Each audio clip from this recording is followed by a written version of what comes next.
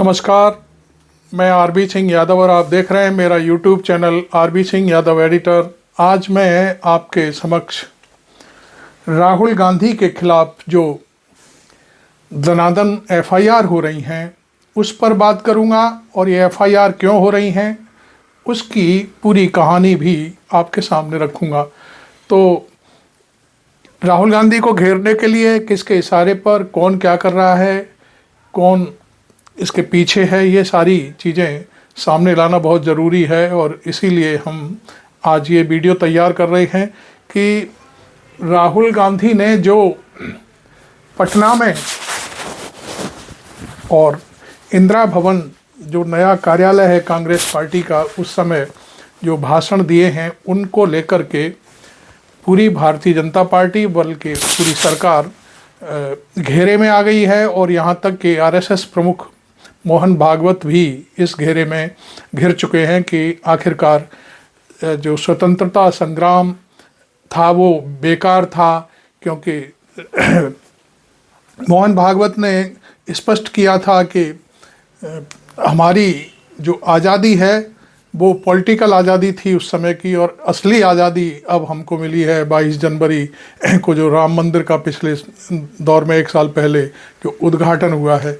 तो ये इस तरह की जो कहानियां हैं, इस तरह जो उनके ऊपर आक्षेप है कि वो बेबुनियादी बातें करते हैं और ख़ास तौर पर स्वतंत्रता संग्राम को नकारते हैं। और इसके पीछे मैं कुल मिलाकर के ये कहूँ कि उनकी 15 अगस्त 1947 की जो आज़ादी को नकारने की बात है वो उसके पीछे संविधान को नकारने की बात बिल्कुल सामने आती है। तो ये मैं आपके सामने पूरी बात प्रस्तुत करूँगा। तो पहले ये मुद्दा हम लेते हैं कि आखिरकार समस्तीपुर में एक जो कोई चौधरी है उसने एक एफआईआर कराई है वहाँ के थाने में। उसने कहा है कि जब राहुल गांधी भाषण दे रहे थे तो मैं उस भाषण से इतना आहत हुआ कि मैं दूध निकाल रहा था अपनी भैंस का, और दूध निकालते निकालते वो मैं इतना घबरा गया कि मेरी बाल्टी जो दूध की थी वो फैल गई और उसमें 5 लीटर दूध फैल गया। उसने शायद अपने दूध की कीमत बहुत कम लगाई है। वर्तमान में दूध की कीमत करीब 63, 64, 65 रुपये के हिसाब से है पूरे देश में। कहीं भी चले जाइए आप, कोई भी दूध का पैकेट खरीदने जाएंगे क्रीम वाला तो वो शायद 64, 65 के मतलब 60 से ऊपर है, लेकिन उसने अपने दूध की कीमत मात्र 50 रुपये लीटर लगाई है। ये ऐसा कैसे हो सकता है कि दूध इतना सस्ता बेच रहा है वो आदमी। और उसने कहा है कि मेरा 250 रुपये का नुकसान हुआ है राहुल गांधी के भाषण से, मैं इतना घबरा गया कि मेरी दूध की बाल्टी फैल गई। देखिए समस्तीपुर की पुलिस भी कितनी सज्जन है कि उसने 1 मिनट नहीं लगी और एफआईआर दर्ज कर ली। कितना संयोग है। आप जानते हैं कि जब कोई व्यक्ति का कुछ खो जाता है, कुछ चोरी हो जाता है, यहाँ तक कि मोबाइल गिर जाता है, उसकी वो मिसिंग की जो ठप्पा लगा के एक प्रार्थना पत्र देने जाता है तो उसके लिए भी पुलिस जो है दसियों सवाल पूछती है और तमाम तरह की बातें करती है और कहीं कहीं तो बगैर पैसा लिए वो ठप्पा भी नहीं लगाते। लेकिन यहाँ उसने 1 मिनट लगी और राहुल गांधी कौन है ये भी नहीं देखा कि राहुल गांधी एलओपी हैं, संसद में विपक्ष के नेता हैं, और कोई आदमी उसको कैसे ये डिफेंड कर सकता है कि उनके भाषण से उसका दूध गिर गया और उसका 250 रुपये का नुकसान हो गया। इसकी गवाही कौन देगा, कहाँ से, किसके सामने दूध गिरा, किसके सामने तू बेहोश हुआ, ये सारे सवाल शायद पुलिस ने नहीं पूछे, चूँकि राहुल गांधी के खिलाफ जो मामला है और उसके पीछे कहीं ना कहीं होकर के पूरा पॉलिटिकल प्रेशर कि और कुछ नहीं है तो राहुल गांधी परेशान होंगे, अदालत में आएंगे, समय बर्बाद होगा, ये एक कहानी है। और जो राहुल गांधी ने कहा है उसका अर्थ क्या है, उसके लिए अनर्थ क्या है, ये उसने कोई व्याख्या नहीं की है। बस उसने यही कहा कि मेरा दूध फैल गया भाषण सुनने के बाद। तो एक तो ये कहानी मैं आपके सामने ला रहा था। इस कहानी में राहुल गांधी का ये के ऊपर ये 20वां मुकदमा हो गया देश में।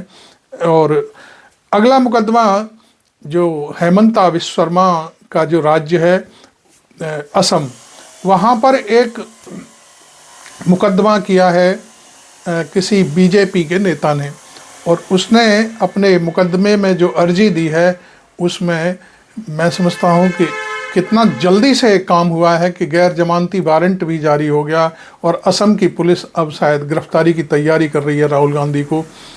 कितना अजीब लगता है कि पुलिस के पास जो पुरानी जो आईपीसी और सीआरपीसी थी, जो अब मालूम नहीं उसका नाम क्या हो गया है, अभी हम वो रटना हमारे दिमाग में नहीं आता है क्योंकि वो एक नई चीज़ है। उसमें उसने ये नहीं देखा कि जो राज्य के बारे में कहा गया है, ये राज्य क्या है, स्टेट क्या है और भारतवर्ष क्या है, राष्ट्र क्या है, इस चीज़ को पुलिस को मैं समझता हूँ देखना चाहिए था, तब मुकदमा करना चाहिए था।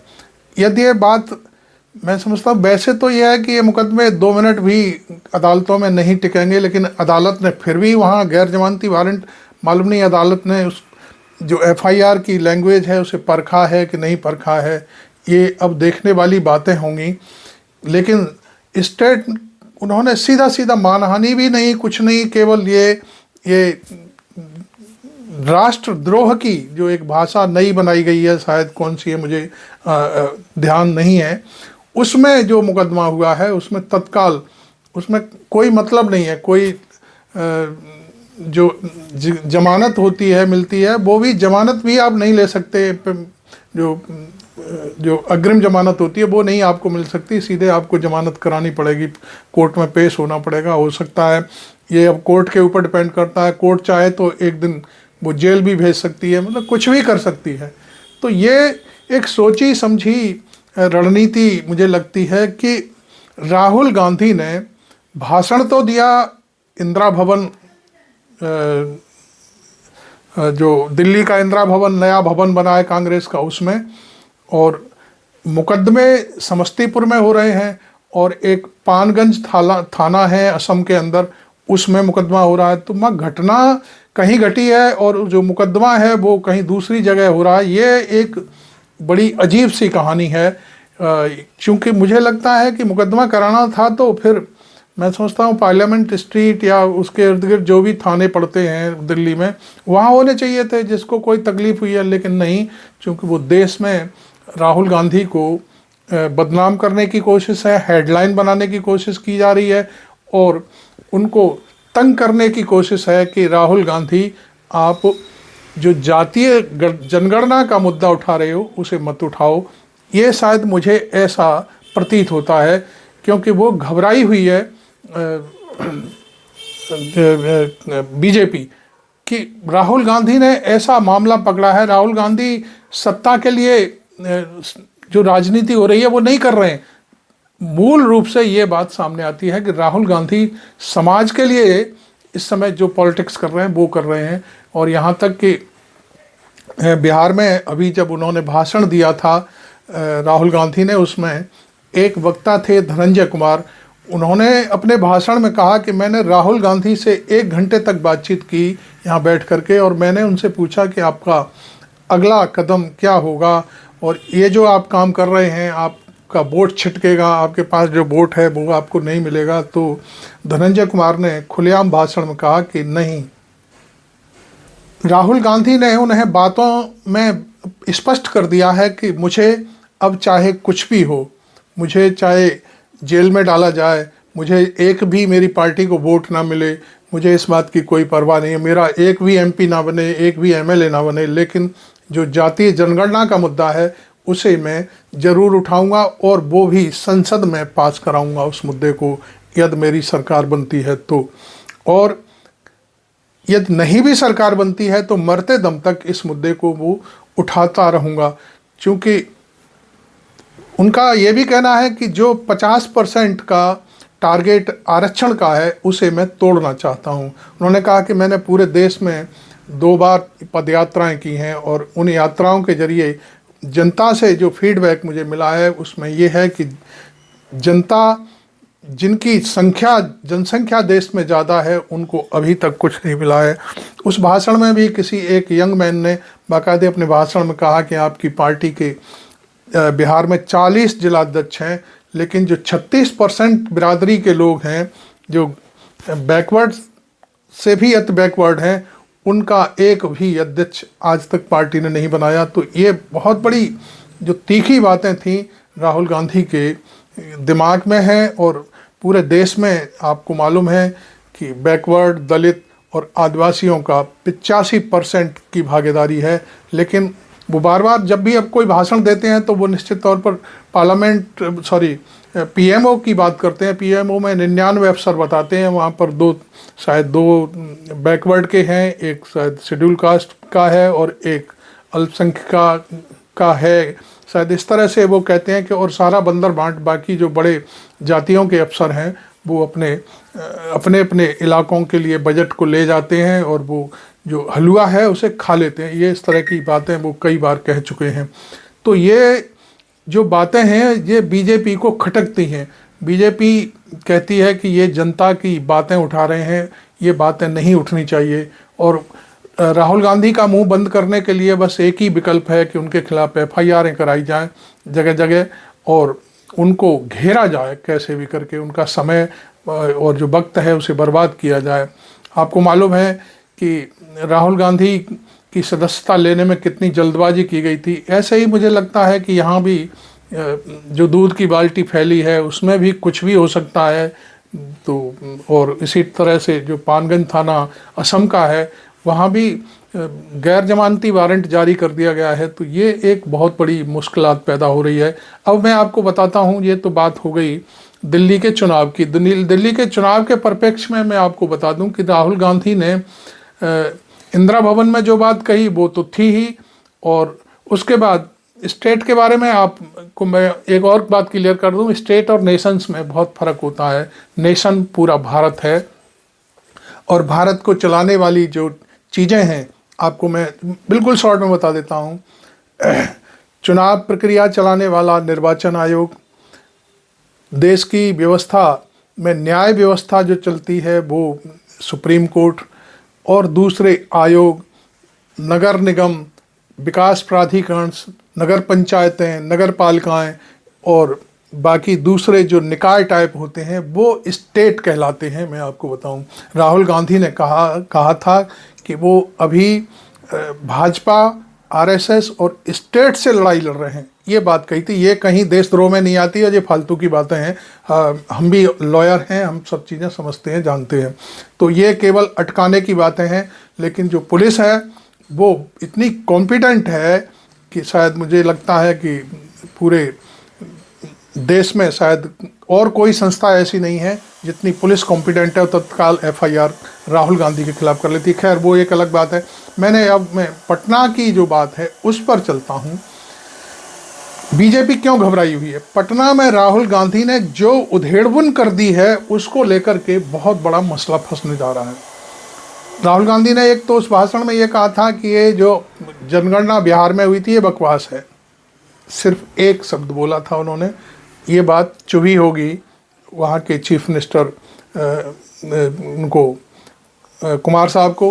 बाकी दूसरी बातें जो वहाँ पे हुई हैं वो मैं आपको बताता हूँ, जो अभी तक 3-4 दिन में मेरे सामने निकल कर के आई हैं। सबसे पहली बात, राहुल गांधी एयरपोर्ट से सीधे वहाँ एक सबसे बड़ा होटल है पटना का, 5 तारा होटल है, और मैं समझता हूँ शेरेटन ग्रुप है उसका होटल है। वहाँ पर उसी दिन 18 तारीख को आरजेडी, कहना चाहिए कि लालू यादव की पार्टी की राष्ट्रीय कार्यकारिणी की बैठक हो रही थी एक तरफ। दूसरी तरफ राहुल गांधी का भी रूम वहीं बुक था। तो राहुल गांधी जब होटल पहुँचे तो कांग्रेस तो बहुत पीछे थी। कांग्रेस के लोग वहाँ शायद नहीं थे जहाँ तक मैंने जो सुनने में आया है। लेकिन होटल में जो रिसीविंग हुई वो तेजस्वी यादव ने की। एक बात, इस बात को ध्यान में रखना है आपको। और उनको रिसीव करके राहुल गांधी अपने कमरे में गए और तेजस्वी अपनी पार्टी की जो बैठक चल रही थी उसमें चले गए। उसके बाद राहुल गांधी जो संविधान अधिकार वाला जो कार्यक्रम था उसमें गए, वहाँ पर ज़बरदस्त भाषण दिया। उसके बाद करीब 20 मिनट का भाषण था, मैंने पूरा कवर किया था, मेरे पिछले वीडियो को उठा करके आप देख सकते हैं कि राहुल गांधी ने क्या कहा था।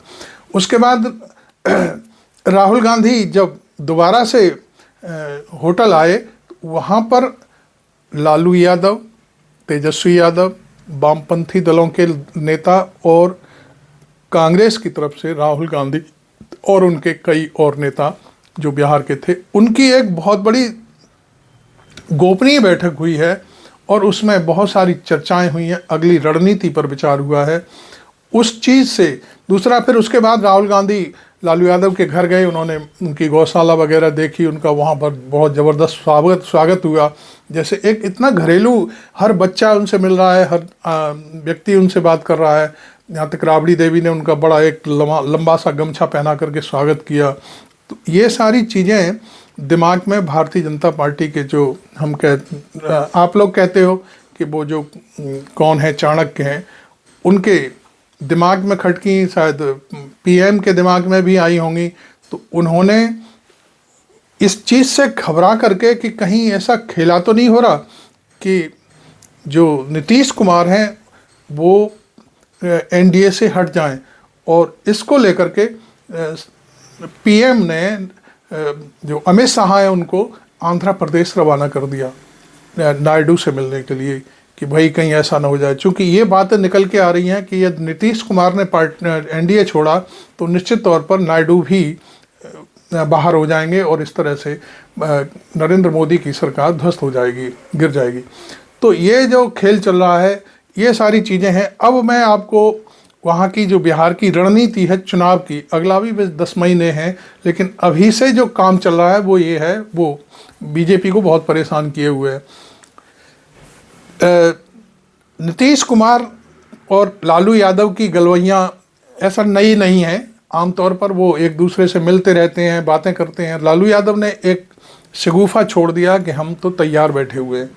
इसको लेकर के भारतीय जनता पार्टी ने जो चिराग पासवान हैं उनको कहा कि आप जो है नीतीश का विरोध करना शुरू करो। ये अंदर खाने की बातें हैं, केवल मुंह से मौखिक हो जाती हैं सारी चीज़ें।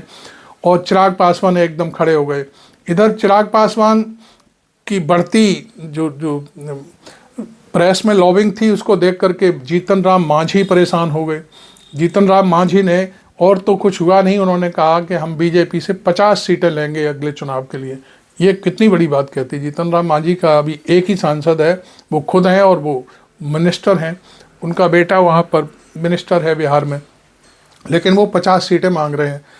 जैसे ही 50 सीटें जीतन राम मांझी ने मांगी तो चिराग पासवान जो पहले 50 मांग रहे थे, उन्होंने कहा भाई तू कौन सा बड़ा नेता है, हम तेरे से बड़े नेता हैं और पासवान के बेटे हैं, इसलिए हमको 70 सीटें चाहिए। अब बात आती है कि 130 सीटें तो हमारे सुशासन बाबू मांग रहे हैं, 50 सीटें जीतन राम मांझी मांग रहे हैं, 70 सीटें चिराग पासवान मांग रहे हैं। तो फिर बीजेपी माँ क्या करेगी? झंडा घुमाने का काम करेगी, झंडा लेकर के प्रचार करेगी इन सब का, क्योंकि सीटें तो बढ़ गई सारी की सारी में 288 सीटें हैं, उनमें फिर बीजेपी क्या करेगी? तो ये बड़ा एक मसला फैलता जा रहा है कि एनडीए कहीं आपस में इस तरह से गड़बड़ ना हो जाए। और पासवान का जो पारस पासवान है वो पहले ही अलग हो चुके हैं, लालू यादव के पास जा चुके हैं। तो ये सारी चीज़ें हैं। लेकिन यहाँ पर मैं आपको बता दूं कि 2 तरह की चीज़ें होती हैं। जो नीतीश कुमार हैं, जब भी बीजेपी के साथ मिलकर के चुनाव लड़ते हैं, उनकी सीटें 30, 35, 40, 45 तक रह जाती हैं। लेकिन जब वो आरजेडी के साथ चुनाव मिलकर के लड़ते हैं तो वहाँ एक बहुत बड़ा विस्तृत वोट बैंक मिलता है उनको, और वो 70 पार कर जाते हैं सीटें।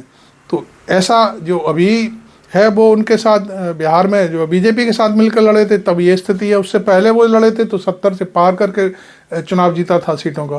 तो ये सारी चीज़ें अभी चल रही हैं। हालांकि इसमें एक पेच है, लालू यादव अब नीतीश कुमार को सीएम बनना नहीं देखना चाहते, अंदर खाने की बात ये है।